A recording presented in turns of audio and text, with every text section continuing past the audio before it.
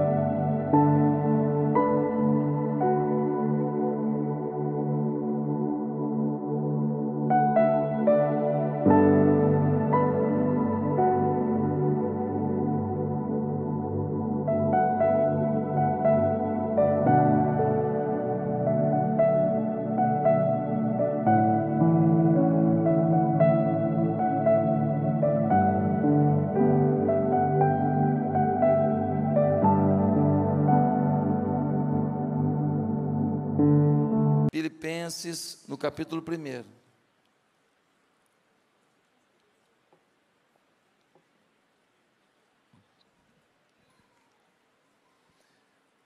Filipenses, no capítulo 1, nós lemos assim. Amém? Paulo e Timóteo, servos de Cristo Jesus, a todos os santos em Cristo Jesus que estão em Filipos, com os bispos e diáconos. A vocês, graça e paz da parte de Deus, nosso Pai, e do Senhor Jesus Cristo. Agradeço a meu Deus toda vez que me lembro de vocês. Em todas as minhas orações em favor de vocês, sempre oro com alegria, por causa da cooperação que vocês têm dado ao Evangelho, desde o primeiro dia até agora. Estou convencido de que aquele que começou a boa obra em vocês vai completá-la até o dia de Cristo Jesus. É justo que eu assim me sinta a respeito de todos vocês, uma vez que os tenho em meu coração, pois quer nas correntes que me prendem, quer defendendo e confirmando o Evangelho, todos vocês participam comigo da graça de Deus.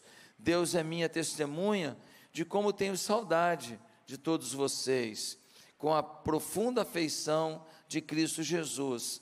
Esta é a minha oração, que o amor de vocês aumente cada vez mais em conhecimento e em toda percepção, para discernirem o que é melhor, a fim de serem puros e irrepreensíveis até o dia de Cristo, cheios do fruto da justiça, fruto que vem por meio de Jesus Cristo, para a glória e louvor de Deus. Quero que saibam, irmãos, que aquilo que me aconteceu tem ao contrário servido para o propósito do Evangelho. Como resultado, tornou-se evidente a toda a guarda do palácio e a todos os demais que estou na prisão por causa de Cristo. E os irmãos, em sua maioria motivados no Senhor pela minha prisão, estão anunciando a palavra com amor, com maior determinação e destemor. É verdade que alguns pregam a Cristo por inveja e rivalidade, mas outros o fazem de boa vontade. Estes o fazem por amor, sabendo que aqui me encontro para a defesa do Evangelho. Aqueles pregam Cristo por ambição egoísta, sem sinceridade, pensando que me podem causar sofrimento enquanto estou preso. Mas que importa? O importante é que, de qualquer forma, seja por motivos falsos ou verdadeiros, Cristo está sendo pregado, e por isso me alegro. De fato, continuarei a alegrar-me, pois sei o que me aconteceu, que o que me aconteceu resultará em minha libertação, graças às orações de vocês e ao auxílio do Espírito de Jesus Cristo. Aguardo ansiosamente e espero que em nada serei envergonhado. Ao contrário, com toda a determinação de sempre, também agora Cristo será engrandecido em meu corpo, quer pela vida, quer pela morte. Porque para mim o viver é Cristo e o morrer é lucro. Caso continue vivendo no corpo, terei fruto no meu trabalho. E já não sei o que escolher. Estou pressionado dos dois lados. Desejo partir e estar com Cristo, o que é muito melhor. Contudo, é mais necessário, por causa de vocês, que eu permaneça no corpo. Convencido disso, sei que vou permanecer e continuar com todos vocês, para o seu progresso e alegria na fé, a fim de que pela minha presença, outra vez, a exultação de vocês em Cristo Jesus transborde por minha causa. Não importa o que aconteça, exerçam a sua cidadania de maneira digna do Evangelho de Cristo, para que assim, quer eu vá e os veja, quer apenas ouça a seu respeito em minha ausência, fique eu sabendo que vocês permanecem firmes num só espírito, lutando unânimes pela fé evangélica, sem de forma alguma deixar-se intimidar por aqueles que se opõem a vocês. Para eles, isto é sinal de destruição, mas para vocês, de salvação. E isso da parte de Deus, pois a vocês foi dado o privilégio de não apenas crer em Cristo, mas também de sofrer por Ele, já que estão passando pelo mesmo combate que me viram enfrentar e agora ouvem que ainda enfrentam. O apóstolo Paulo estava preso. Quando ele foi preso, o inferno comemorou e achou que agora a mensagem do Evangelho, a mensagem de Deus estava aprisionada. Tolo engano. Quando prenderam Paulo, duas coisas aconteceram. Primeiro, ele começou a pregar para os guardas. E o Império Romano dominava o mundo. E o Império Romano estava em expansão. Então esses guardas que estavam ali prendendo Paulo, em algum momento eles eram enviados para poder fazer incursões e tentativas de ter novos territórios. E quando eles iam salvos, transformados, porque Paulo pregava para eles, e eles se convertiam. Então, o Império Romano acabava bancando o envio de gente para pregar o Evangelho. A segunda coisa que aconteceu foi que Paulo, enquanto estava preso, ele começou a escrever cartas. O Espírito Santo de Deus se revelou a ele, e ele escreveu cartas memoráveis, que não eram apenas para aquela igreja específica de Filipos, de Tessalônica, não, eram cartas para todas as igrejas, para todos os santos. Ou seja, ficar preso fez com que Paulo gerasse a liberdade. Quando você está passando por pressões e lutas na sua vida, a impressão que dá é que você está numa situação difícil, numa situação horrível, numa situação incontrolável, numa situação que você não queria estar, numa situação que você poderia não estar, e às vezes é a situação que vai permitir que Deus faça algo na sua vida inédito, e te use para algo inédito, e mude a vida de pessoas de forma inédita, e você se revolta com a pressão e a prisão, e na verdade essa pressão e essa prisão é uma grande oportunidade de conhecer Deus como você não conhecia, e de levar Deus de um jeito que você nunca levou. Meus queridos, E Paulo então manda uma carta à igreja dos Filipenses, e ele começa a descrever para a igreja como é que vive um verdadeiro cristão, alguém salvo, alguém redimido, alguém que teve uma experiência real com Jesus, que foi transformado no seu coração. Muitas pessoas têm dúvidas se são salvos. Será que eu entreguei minha vida a Cristo mesmo? Será que Ele mudou a minha vida mesmo? E uma das coisas que facilita você perceber se você é salvo ou não, é o estilo de vida que você vive. O que você vive reflete o que você é. Muitas pessoas frequentam a igreja e dizem: eu já entreguei a vida a Jesus, eu sou salvo, mas a forma que vivem, além das quatro paredes da igreja, não revela a salvação.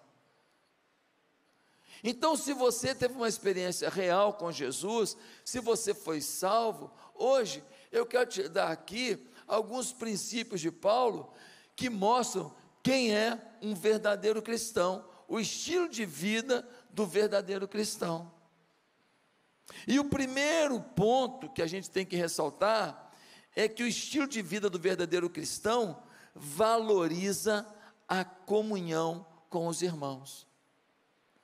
O verdadeiro cristão valoriza a comunhão com os irmãos.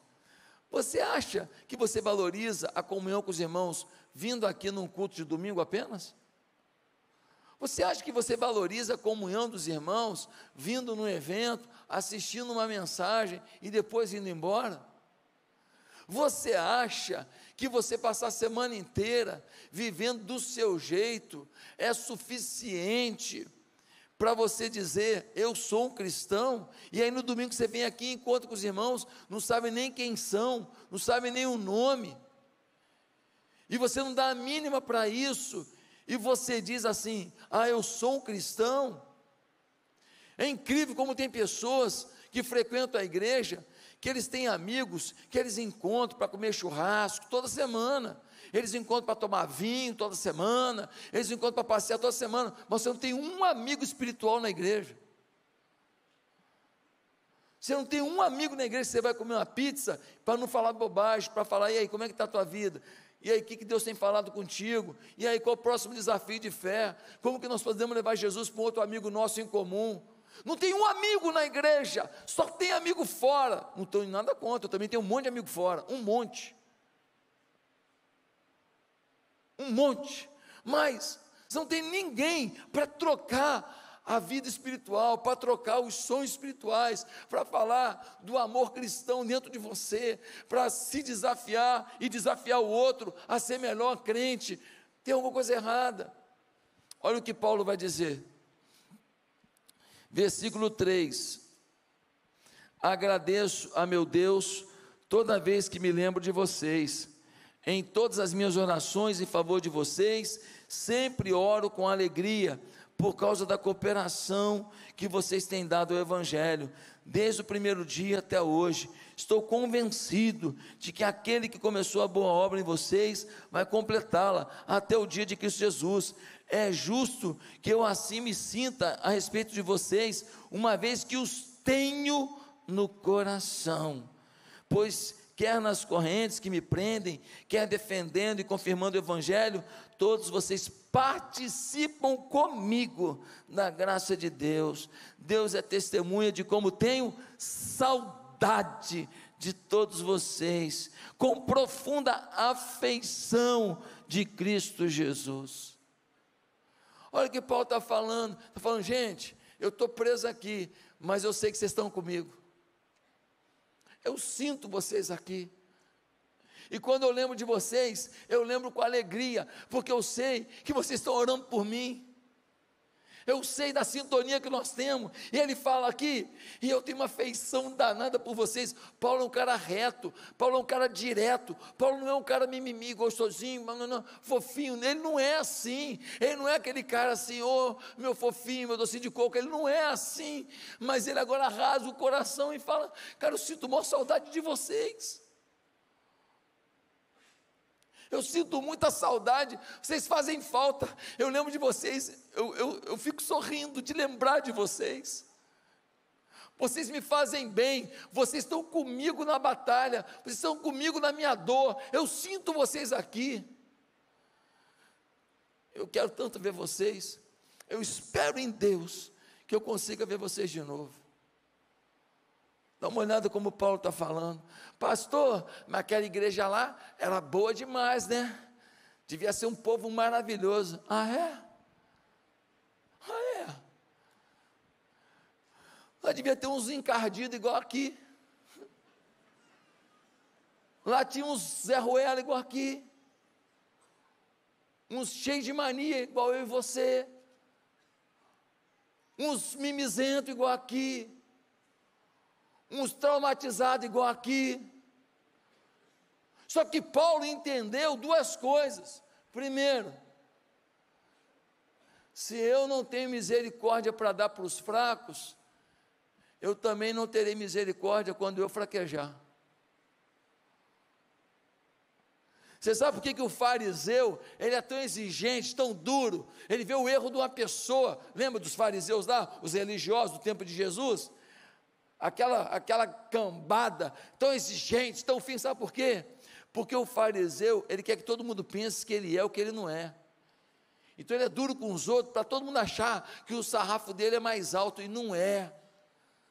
Ele entende, ele estudava mais a Bíblia para saber mais, para tentar mostrar que ele é o maior conhecedor de Deus, só que ele só conhecia a letra, ele não conhecia a vida. Ele conhecia conceitos, ele não vivia os conceitos. O Paulo está dizendo aqui, eu tenho que dar perdão, eu tenho que saber lidar com isso. Por quê? Porque uma hora eu vou precisar. O segundo motivo pelo qual Paulo, ele tem um relacionamento com eles, é porque ele entendeu o seguinte: esse povo aí imperfeito, esse povo aí cheio de problema, vai para o céu, vai ser meu vizinho. Eu tenho que aprender a lidar com eles. Deus tem um senso de humor tão grande, que se lá no céu for apartamento, está arriscado você morar no 101, e o cara que te perturbou aqui na igreja ser o 102. Você sai e dá de cara com ele. Deus vai botar assim, ó, a porta aqui, a outra aqui, ó, apertadinho, vocês dão de cara um com o outro no céu. Você veio? Eu vim. Engraçado é você estar aqui. Irmãos, Paulo, ele está dizendo: ei, quem sou eu para jogar fora quem Deus incluiu? Quem sou eu para desprezar quem Deus ama? Sabe, uma das maiores estratégias do diabo é dizer que Jesus é importante, mas a igreja é irrelevante. Você já ouviu alguém falando assim? Estou perto de Deus, só estou afastado da igreja. Já ouviu isso? Quem já ouviu? Maior mentira isso. Maior mentira. A não ser o seguinte: não está indo na igreja porque está no CTI, não está na igreja porque está lá numa estação na Antártida, preso lá, não está indo na igreja porque virou astronauta, está lá na lua. Tá bom. Agora, não vem à igreja, não, porque na igreja tem muita gente falsa. Oh, lindão! Ainda bem que você é santo, bonitão. Não, porque na igreja me decepcionei muito. Pastor Josué mudou muito. Eu mudei? Orou por mim? Ou só criticou para os outros? Você agiu como crente ou como demônio? Nós temos mania de agir como demônio e criticar os outros que tentam ser crente. A gente acaba com a carreira dos outros, a gente acaba com a reputação dos outros, a gente acaba com a conduta dos outros, e a gente não olha para o nosso próprio umbigo. Sim ou não? Paulo falou: quem sou eu para rejeitar? Eu também tenho um defeito, mas é meu povo. Queridos, nós somos um povo. Um dia a irmã falou: eu vou embora da igreja. Falei, por quê? Eu estou decepcionado com isso, com isso, com isso, com isso. Eu falei, tá bom, você pode ir embora, mas antes, posso só te falar uma coisa? Falou, pode. Falei, tomara que teu marido não faça contigo o que você está fazendo com a igreja. Como assim, ué? Te decepcionar na igreja, você está abandonando a igreja? Se você decepcionar teu marido, tomara que ele não te abandone. Ela ficou na igreja, está aí, glória a Deus, aleluia. Está na igreja mesmo, em nome de Jesus. Você nem está no culto. Faz sentido ou não faz? Você vai jogar fora só porque alguém te decepcionou? Aqui na igreja tem gente que decepciona mesmo, sabe por quê? Porque foi criado de uma maneira muito mal educada mesmo. Porque sofreu muito. Porque foi desprezado demais. Porque está doendo. Porque teve um abandono que até hoje não foi curado. E a gente que paga a conta dos abandonos dos outros, é assim mesmo. É assim a vida. Nós somos igreja. Nós precisamos entender esse princípio de que se você não valoriza essa comunhão na igreja, você não é parte da igreja. Eu me lembro que o meu filho mais velho, Lucas, ele foi fazer uma cirurgia. Ele tinha 2 aninhos, adenoide e tudo, e poxa, neném, né? E a gente, pai de primeira viagem, e aí eu estava na célula, lá em Patinga, e aí o líder da célula, muito doido, o líder da célula era muito doido ele, muito engraçado, doidão, daqueles caras que descem de bicicleta pirambeira sem freio, ele era assim. E ele era o líder da minha célula, eu era membro da célula, ele que era o líder. E aí ele vira para mim e fala assim, pastor, agora o senhor senta aqui na cadeira da bênção. E aí eu sentei na cadeira, obedeci, e eu que pastoreava, ajudava, naquela hora que era o dia anterior à cirurgia do meu filho, e a gente estava com o coração sensível, ele falou, senta aqui agora, bota seu filho no colo, nós vamos orar pelo pastor. E naquele momento, eu que era o pastor, eu fui tratado como ovelha, porque eu também tenho dores, necessidades, carências de homem, de gente, e eles ministraram sobre a minha vida, e ali eu senti a importância da intercessão e do amor da igreja. Querido, você precisa valorizar a comunhão, você precisa ter relacionamento na igreja. Eu fico vendo pessoas aqui na igreja que às vezes abrem mão da sua própria vida, ficam a madrugada inteira lutando para salvar um casamento. Aqui na igreja às vezes eu vejo pessoas que um pleno sábado abrem mão do seu lazer para receber em casa um casal, para lá comer alguma coisa e tentar demovê-los da atitude que tinham tomado de ter um divórcio. Eu fico vendo aqui na igreja, às vezes, jovens que vão atrás de um jovem que está se perdendo na droga, e fica em cima dele, liga, e chama, e traz para a igreja, para ele não se perder, sabe, gente dedicada, gente que entendeu que amar pessoas é fundamental, valorizam a comunhão da igreja. E você? O estilo de vida do verdadeiro cristão, ele valoriza a comunhão da igreja. Segundo lugar, o estilo de vida do verdadeiro cristão honra o evangelho. Honra o evangelho. Ué, pastor, ele honra um código de leis? Ele honra um código de conduta? Ele honra princípios? Não. O evangelho é uma pessoa, é Jesus. Quem vive o estilo de vida de verdadeiro cristão, onde vai, a honra de Jesus acontece. Dá uma olhada no versículo 27.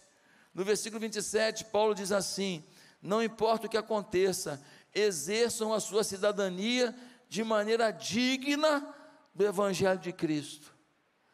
Exerçam a sua cidadania, vivam a vida de forma digna, honrosa, com o evangelho de Cristo.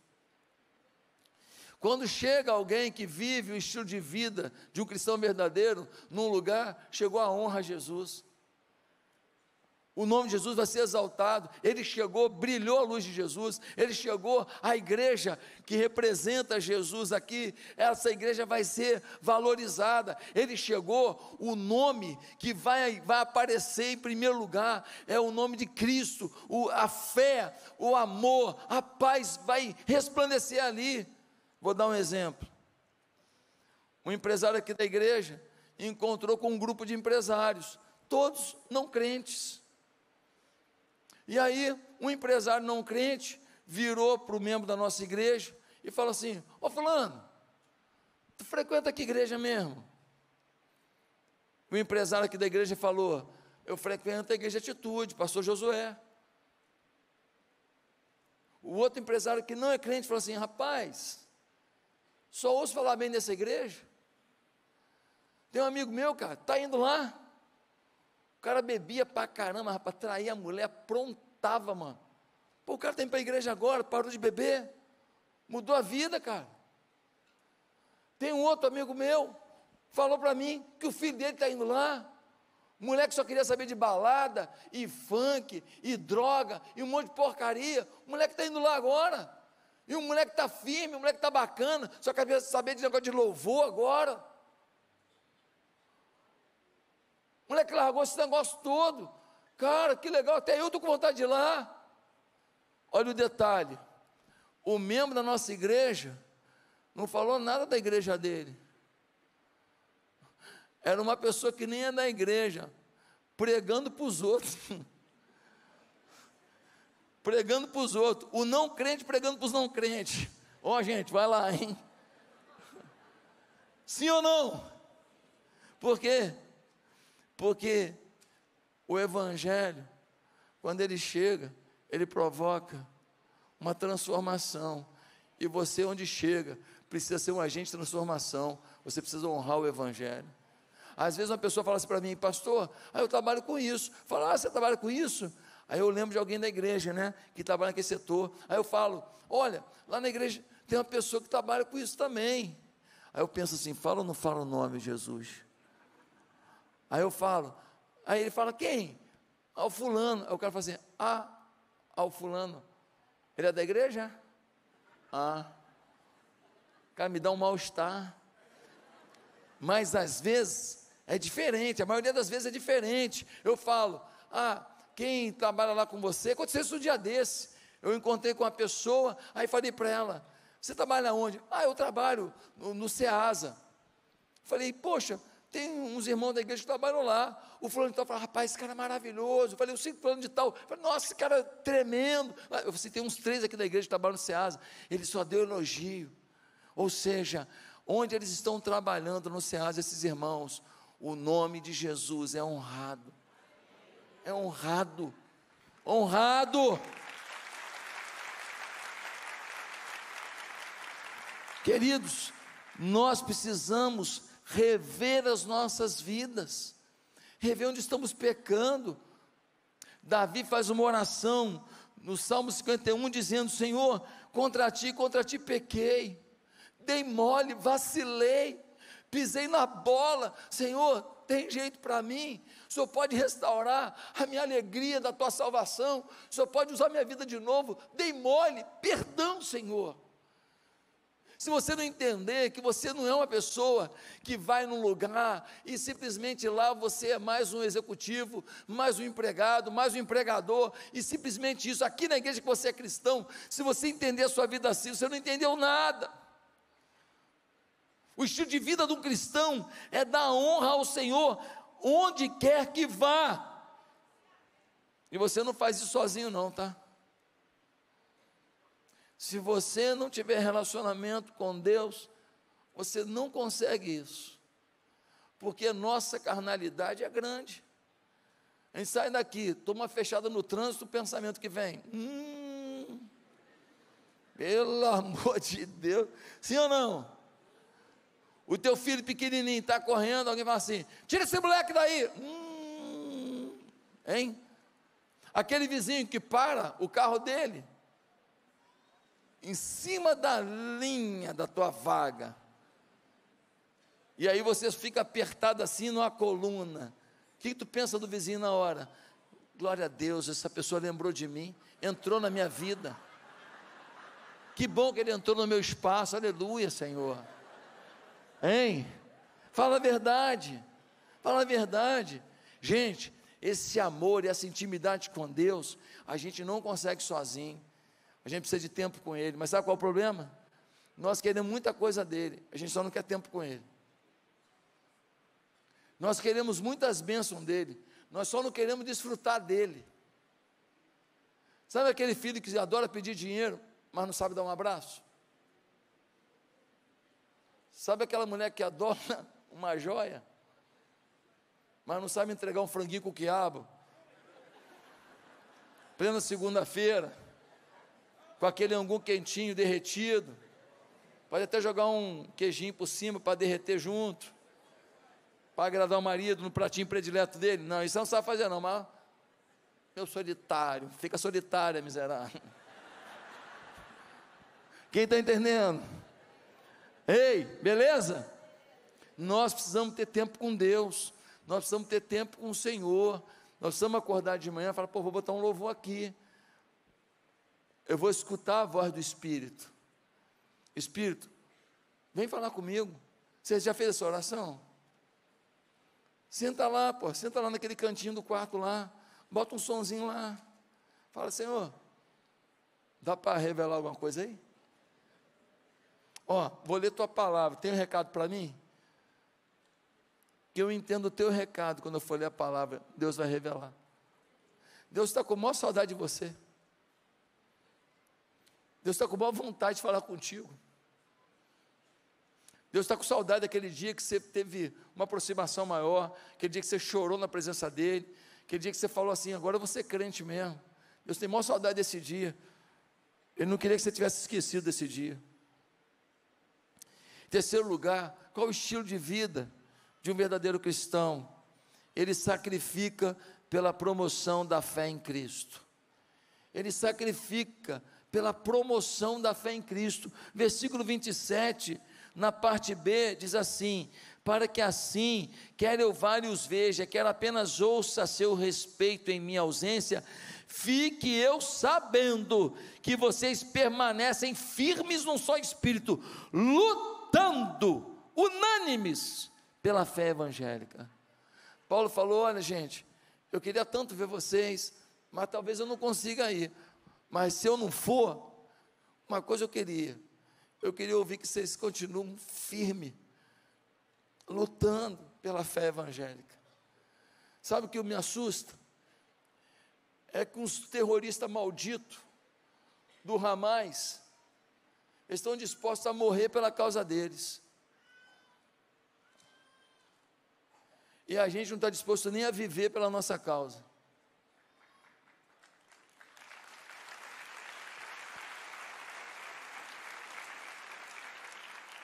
Ah, pastor, não fala mal do Hamas, porque eles estão querendo o território. Território, quem estupra a mulher quer território? Quem mata bebê quer território? E ainda tem nesse país gente que faz documento aplaudindo esses caras. Ainda tem gente boa, de família boa, que diz que ama a Deus, que vota nesses vagabundos. Que tristeza que Deus tem com isso. Nós precisamos saber se nós estamos dispostos a pregar nossa fé evangélica com a mesma disposição que gente que não tem temor nenhum a Deus está fazendo as suas crueldades. Estão dispostos a morrer pela causa deles, que eu nem sei qual é. Nós não pregamos paliativo para a tristeza, nós não pregamos esperança após a morte, nós não pregamos mensagem de proibição, nós não pregamos convite para ir para o céu. O que a gente prega é que a gente é parte do reino de Deus. E porque a gente é do reino de Deus, nós temos como consequência o céu. Mas mais importante do que a consequência, que é o céu, é a gente ter a vivência do Senhor na nossa vida, cumprir um propósito para o Senhor na nossa vida. Eu estava conversando com os jogadores do Botafogo há uns dias atrás, antes do jogo contra o Fluminense. E eu falei para eles: qual é o propósito de vocês? É ser campeão?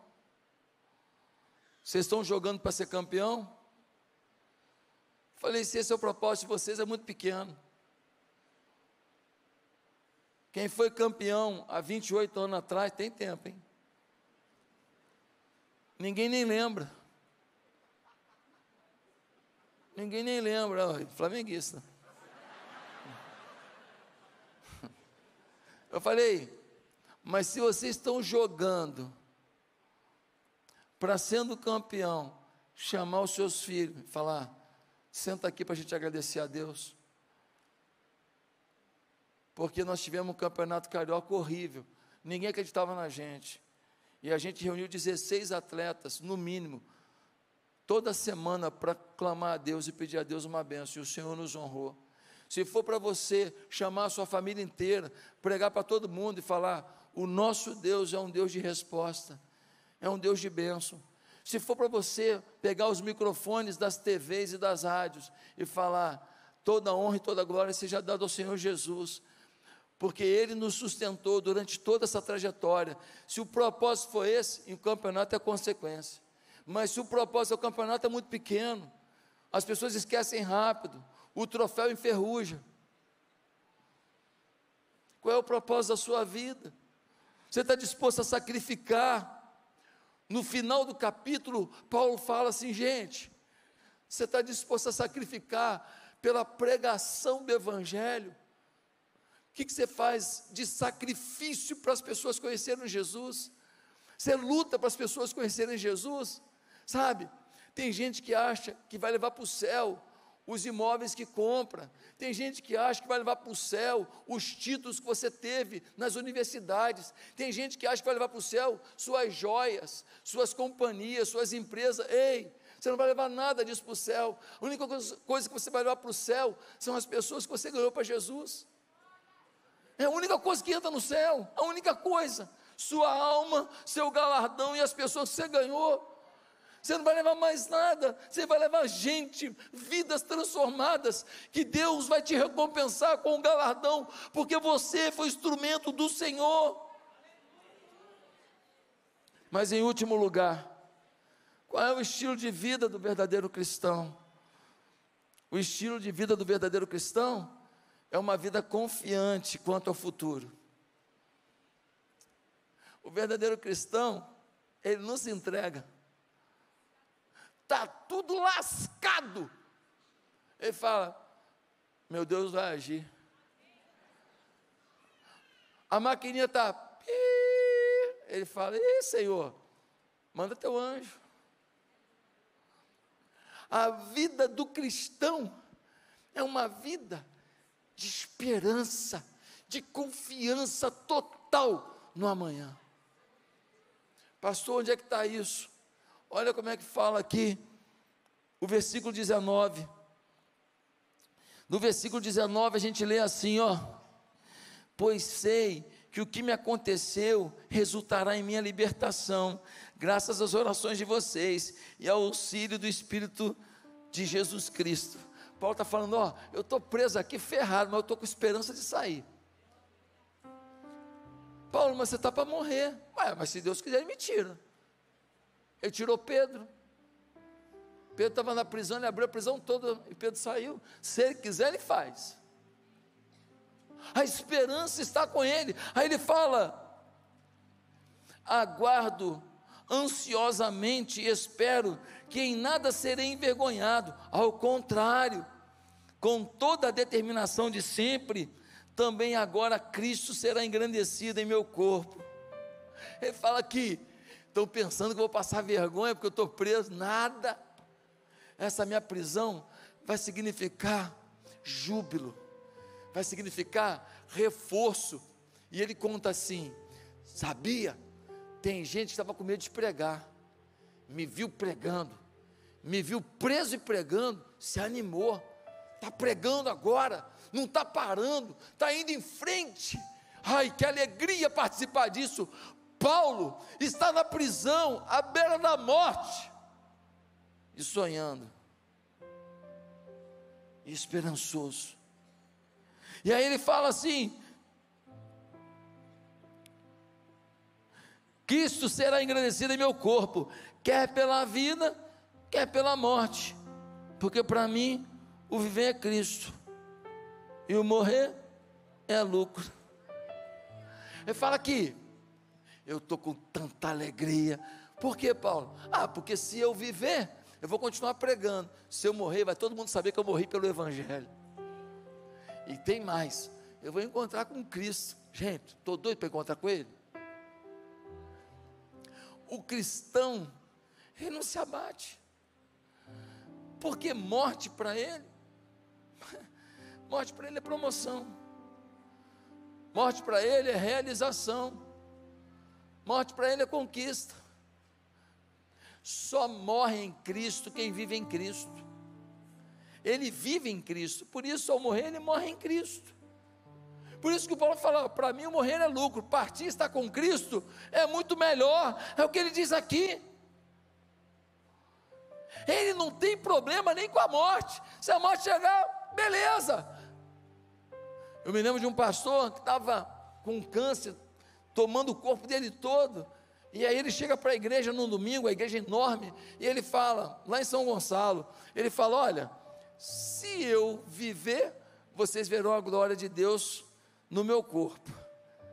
Se eu morrer, eu verei a glória de Deus face a face. Eu soube de uma senhora, caso verdadeiro, ela estava condenada à morte, estava à beira da morte, e aí ela estava em casa, a família recebeu em casa, porque os médicos disseram: não tem mais nada para fazer, ela ia para casa para morrer. E então ela, muito debilitada, estava falando para a filha: filha, olha, os documentos estão ali, olha, o meu cartão, a senha tal, está ali, já preparei tudo, tá, filha? E ela dizendo para a filha, imagina esse diálogo, de uma mãe com uma filha: o dinheiro você tira, dá tanto para fulano, dá tanto para fulano, você faz assim assado, tá bom? Organiza tudo aí. Aí a filha vira para a mãe e fala assim, vendo a sua mãe se despedindo, fala: mãe, Deus é bom? Ela responde assim: não, Deus é muito bom.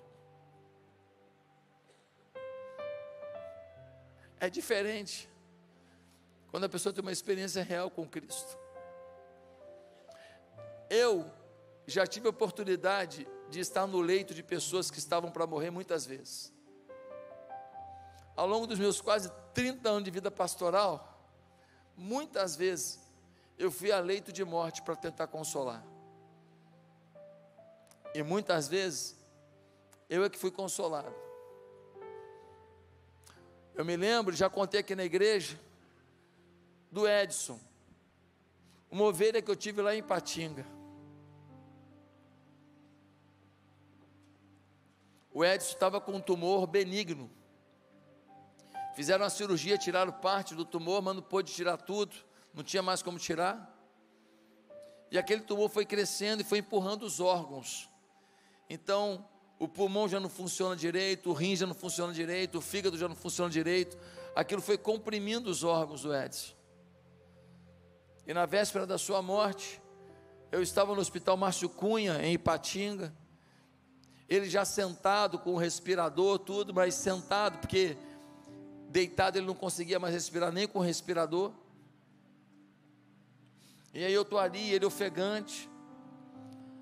Eu falo: e aí, Edson, como é que está? Ele fala para mim: tudo bem, pastor. Falei: como está a fé? Ele falou: pastor, sorrindo, fique tranquilo, Jesus está vindo me buscar, eu estou preparado. Eu volto para casa, o telefone toca: pastor, o Edson foi para Jesus. Eu volto no hospital. Volto no hospital e faço uma coisa que eu nunca tinha feito e nem sei se um dia farei de novo. Eu peço autorização para ir no necrotério ver o corpo dele. Eu era muito conhecido na cidade, as pessoas deixaram. Eu vou até o necrotério, chego lá, está o corpo do Edson. Eu olho para ele, para o corpo dele, que ele já estava com Cristo. E eu faço uma oração dizendo: Deus, muito obrigado pelo amigo que ele foi. Muito obrigado pela ovelha dedicada, que tanto me ajudou. Recebe ele, Senhor, em teus braços. Obrigado pelo Edson.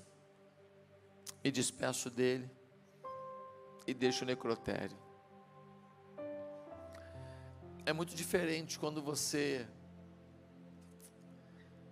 vê uma pessoa morrendo em Cristo. É muito diferente quando você vê uma pessoa que tem convicção de que o seu futuro sempre é o melhor, mesmo que venha a morte. É muito diferente quando você vê uma pessoa que luta para empreender, para viver, para conquistar, para ter abundância. Beleza, mas ela sabe que independente das situações da vida, ela pode ter esperança, porque o Senhor já reservou um futuro melhor. Tem gente que fala: o livro de Apocalipse me assusta.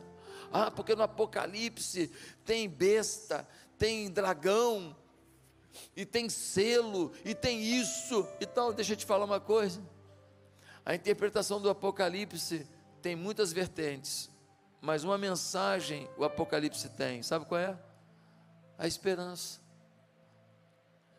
Porque uma coisa que todo mundo concorda ao interpretar o Apocalipse é que no fim de tudo Jesus volta, arrebata a igreja e a igreja vence.